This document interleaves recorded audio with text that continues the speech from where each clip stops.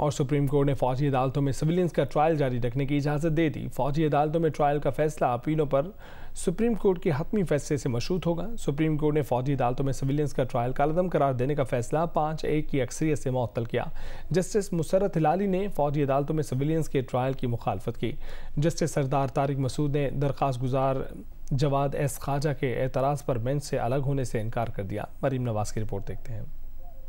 Justice سردار طارق مسعود کی سربراہی میں جسٹس امین الدین خان، جسٹس محمد علی مظہر، جسٹس حسن نظر رضوی، جسٹس مسرت ہلالی اور جسٹس عرفان سعادت پر مشتمل 6 رکنی لارجر بینچ نے فوجی عدالتوں میں سویلینز کا ٹرائل کالعدم قرار دینے کے فیصلے کے خلاف انٹرا کورٹ اپیلوں پر سماعت کی۔ درخواست گزار سابق چیف جسٹس جواد ایس خواجہ نے بینچ کے سربراہ جسٹس سردار طارق پر اعتراض کر رکھا تھا، انہوں نے بینچ سے الگ ہونے سے انکار کر دیا۔ اٹارنی جنرل نے کہا کہ فریقین کے وکلاء کا اعتراض بے بنیاد ہے، پہلے میرٹس پر کیس سنیں، نوٹس کے بعد اعتراض اٹھایا جا سکتا ہے۔ جسٹس سردار طارق مسعود نے کہا 2 لائنز میں ایک قانون کے پورے سیکشن کو کالعدم قرار دیا گیا۔ 12 دسمبر کو 23 فوجی جوان شہید ہوئے، ان پر حملہ کرنے والوں کا ٹرائل کیسے ہوگا؟ اس دوران وزارت دفاع کے وکیل خواجہ حارث نے کہا ہر سیویلین کا ٹرائل فوجی عدالتوں میں نہیں ہو رہا، صرف ان سیویلینز کا ٹرائل فوجی عدالت میں ہوگا جو قومی سلامتی کے لیے خطرہ ہیں۔ فوج کی تحویل میں 102 افراد 7 ماہ سے ہیں، ملزمان کے لیے مناسب ہوگا کہ ان کا ٹرائل مکمل ہو جائے۔